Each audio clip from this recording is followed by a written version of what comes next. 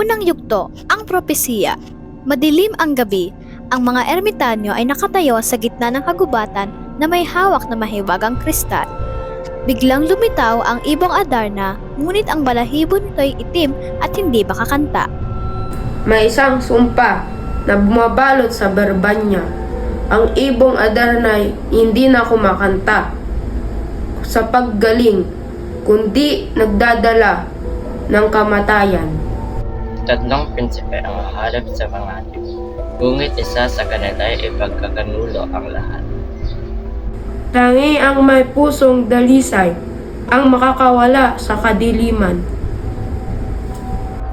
Biglang sumabog ang kristal at lumabas mula rito ang bungo ng isang taong may korona.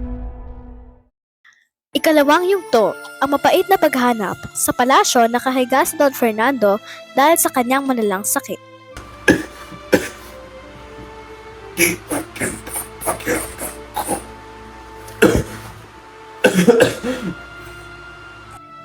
Tanging ang awit ng ibong Adarna ang magpapagaling sa hari. Ngunit mag-iingat kayo, hindi ito ang ibong ating... Ano ba naman yan? Napakadali lang hanapin ito. Hanapin natin agad ang ibon. Pero paano kung may panganib? Kailangan nating mag-ingat. At tumungo na ang tatlong prinsipe sa mahiwagang kuweba. Ikatlong yugto, ang mapanlinlang na ibon. Sa isang mahiwagang kuweba, natagpuan ng tatlong prinsipe ang ibong Adarna. Ito ay kulay itim at hindi pa rin umaawit. May mali rito. Wala! Kukunin ko ng ibon.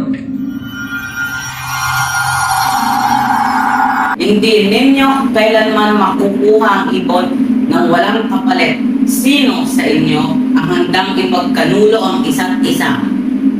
Isinusumpa ko si Don Juan. Siya ang dapat isang sakripisyo. Natumba si Don Juan at binalot ng maitim na anino na puno ng halakhak ang kuweba. Ikaapat na yugto, ang tatlong prinsesa. Sa isang mahiwagang kastilyo, nakita sina Prinsesa Juana, Prinsesa Leonora at Prinsesa Maria Blanca. Hindi natin maaaring hayaang magtagumpay si Don Pedro. May isang paraan para iligtas si Don Juan.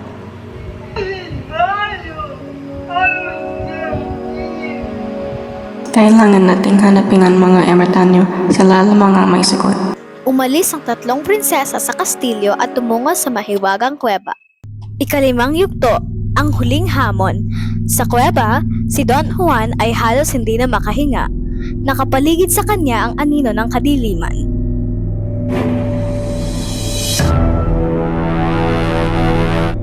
Isa kang hangad, Don Juan.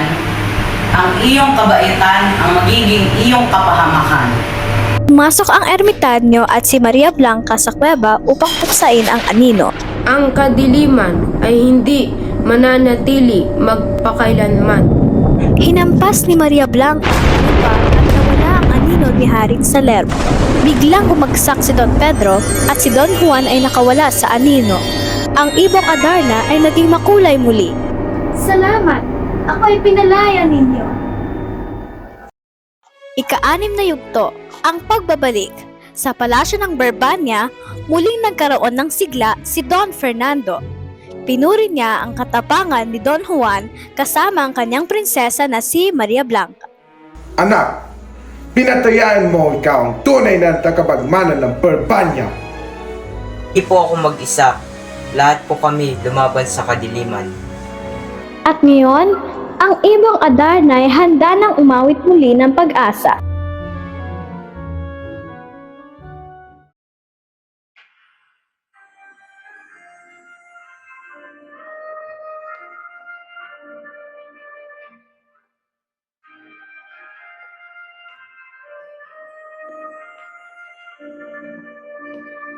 Ang sikat sa silanganan, ang hangin galing kung saan din ito ay apaw, agos diwang mapangaw.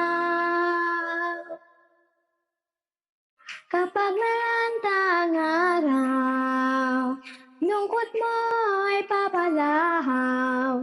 Kapag lumuhang buwan, kadiliman ay gagapan.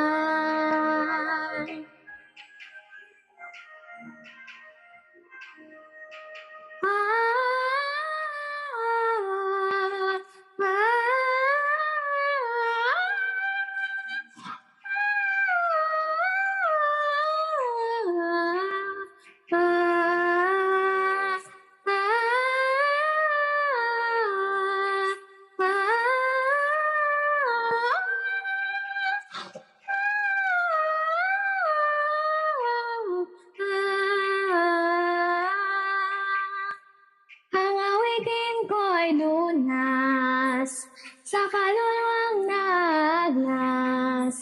Ang tinig ko ay iyong lakas, ngayon at sa hanggang wakas.